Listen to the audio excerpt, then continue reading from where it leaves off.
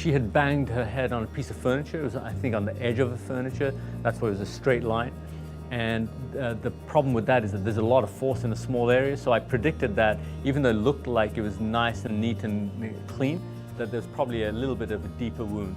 So when I was able to maneuver it, open it, because the blood has an ability to gel things up. That's what a blood clot is supposed to do, so you can heal.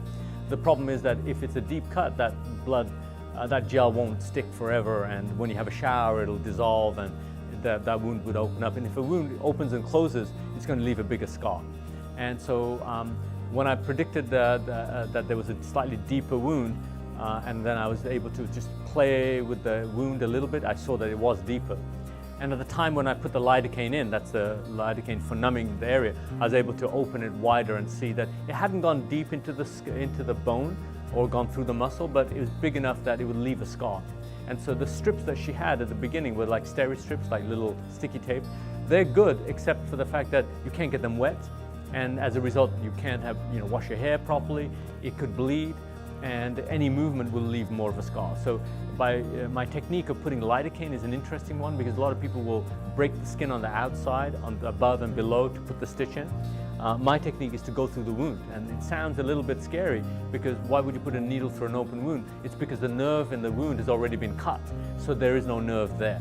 So if you go through that area and put a little bit of lidocaine and wait for it to numb, and then proceed and put a little bit more, people don't feel anything.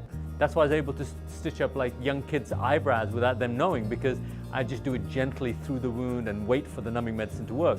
Ordinarily, people are in a rush and they just want to put the lidocaine in, get the stitch in, get them out. And so my advice is always, if you get the patient's confidence by doing it gently at the beginning, then everything else goes smoothly, especially if you have somebody nervous. So after putting the lidocaine in through the wound, I was able to clean it good with the yellow stuff. It's called betadine. It's an antiseptic, it just kills all the bacteria. I kept the area fairly sterile, and I opened up a suture kit, and I put a very fine suture in. I only needed one because the angle where she had the injury was in the center area, and the rest of it was more of a fine cut. It didn't need stitches, so that one stitch would hold the deep part, and by doing that, the rest of it came together. So the beauty of that is that I'm pretty sure that she'll have much less of a scar doing it this way. She can wash her hair, and within 5 days I can take out that stitch. Yeah, Nora was coming in for a regular infusion of vitamins, and happened to just show me that she'd bumped her head. It looked like a simple lump, but then that simple lump was actually a little bit deeper than she expected. But being part of the program means that she was able to lay down and get her IV, and as she was getting her IV, I just stitched her up then and there. It's all part of the service.